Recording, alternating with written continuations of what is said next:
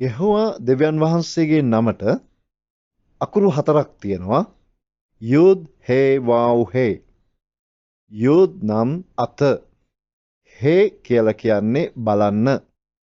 Wow කියලා කියන්නේ ඇනය. හේ කියලා කියන්නේ බලන්න. මේකේ තියෙන සෙන්ටෙන්ස් අපට ෆෝම් කරන්න පුළුවන්. අපි මුල් අකුරු දෙක ගන්න.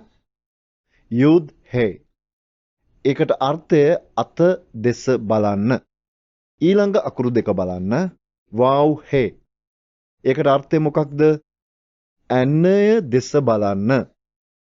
මේ අකුරු හතරම එකතු කරොත් අත දෙස බලන්න, ඇනය දෙසද බලන්න. මේ කාරණාව ගැන මම තවත් ගැඹුරින් ඔබට උගන්වන්නට යනවා. මුල් අකුරු දෙක ගත්තොත් ඒ දෙක එකට එකතු කරලා ප්‍රකාශනයක් නිදහස් කරනකොට යුද් සහ හේ ශබ්ද කරනකොට ඒකට කියනවා යහ කියලා. යා කියලා කියන්නේ යහෝවා දෙවියන් වහන්සේගේ කෙටි නාමය තමයි යහ කියලා කියන්නේ. ඒක ඇවිල්ලා ඊටාම උන්වහන්සේගේ කෙටි නාමය. යහ කියන එකේ අකුරු දෙකක් තියෙනවා. එකක් යුද් අනිත් එක හේ. යුද් කියලා කියන්නේ මොකක්ද? අත දෙස බලන්න. කාගේ අත දෙස බලන්නද ඕනේ? ස්වාමින් වහන්සේගේ අත දිහා බලන්න ඕනේ. අපි එක වචනයක් කියවමු. යෙසායා 53 පළවෙනි පදය අපි කියවමු. අප විසින් දැන්නූ දේ විශ්වාස කළේ කවුද? ස්වාමින් වහන්සේගේ හස්තය කාට එළිදරව් වීද? යෙසායා අනාගත වක්තෘතුමා කියනවා අපි විසින් දැන්නූ දේ විශ්වාස කළේ කවුද කියලා ඔහු අහනවා. යෙසායා අනාගත වක්තෘතුමා බොහෝ කාරණාවන් ගැන අනාගත වාක්‍ය කිව්වා. කවුරුත් ඒක විශ්වාස කළේ නැහැ. ස්වාමින් වහන්සේගේ හස්තය කාටද එළිදරව් වුනේ? ස්වාමින් වහන්සේගේ අතේ එක රහසක් තියෙනවා. ඒක එළිදරව් වෙන්න ඕනේ. ඒ රහස මොකක්ද? උන්වහන්සේගේ අත ඇතුලේ රහසක් තියෙනවා. ඒකේ අපි පස්වෙනි වචනේ අපි කියවුවොත් උන්වහන්සේගේ පහර වලින් අපට සුවය ලැබී තිබෙනවා. සිංහලෙන් මොනවද කියලා තියෙන්නේ? පහර දීම ගැන කතා කරනවා. නමුත් හේබ්‍රූ භාෂාවෙන් අපි බලනකොට ඒ ස්ථානයේ තියලා තියෙන්නේ පහර නෙවෙයි, ඒ ස්ථානයේ කියලා තියෙන්නේ තුවාල කියලා.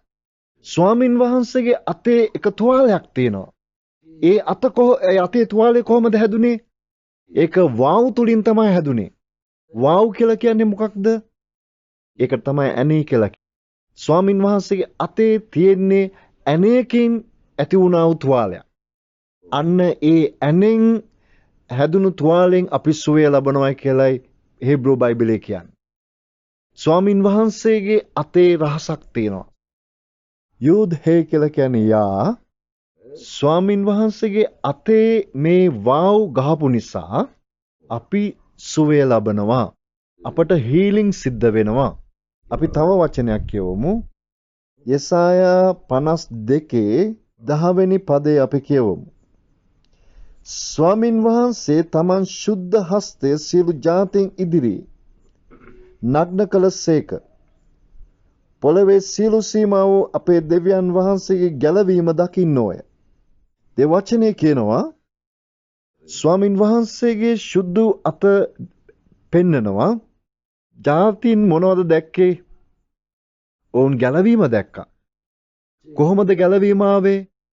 උන්වහන්සේගේ අතේ ඇන පහරවල් වැදුණු හින්දා තමයි අපට ගැලවීම ආවේ. යහ කියන දෙවියන් වහන්සේ මේ උන්වහන්සේගේ අතට වාව් වැදුණු නිසා අපට ගැලවීම ලැබෙනවා. යා කියන දෙවියන් වහන්සේ අපිට ගැලවීම දෙන්න නම් වාව් වදින්න ඕනේ උන්වහන්සේගේ අතට. ඇන්නේ වදින්න ඕනේ උන්වහන්සේගේ අතට. ගැලවීමට හීබ්‍රූ භාෂාවෙන් කියන්නේ මොකක්ද? ෂුවා කියලා තමයි කියන්නේ. යාහ්වේ නැමැති දෙවියන් වහන්සේ අපට ෂුවා දෙන්න ඕනේ. ඒකට වාව් ඉතාමත් වැදගත්. වාව් කොහොමද අපි ප්‍රකාශනයක් හැටියට නිදහස් කරන්නේ. ඕ කියලා තමයි අපි ශබ්ද කරන්නේ. වචන තුනක් ආවා. එකක් යා, අනිත් එක ඕ, ෂුවා. මේ තුනම එකතු කරපුවාම ඒක තමයි යොහොෂුවා කියලා කියන්නේ. යොහොෂුවා කියලා කියන්නේ අපේ යේසුස් වහන්සේගේ හීබ්‍රු නාමය තමයි යොහොෂුවා කියලා කියන්නේ. අපි ඉංග්‍රීසියෙන් යේසුස් වහන්සේට මොනවද කියන්නේ? ජීසස් කියලා කියනවා. හැම භාෂාවකම එක එක විදිහට උන්වහන්සේට නාමයන් හදලා තියෙනවා. අරමෙක් භාෂාවෙන් යෂුවා කියලා කියනවා. හින්දි භාෂාවෙන් යේෂු කියලා කියනවා.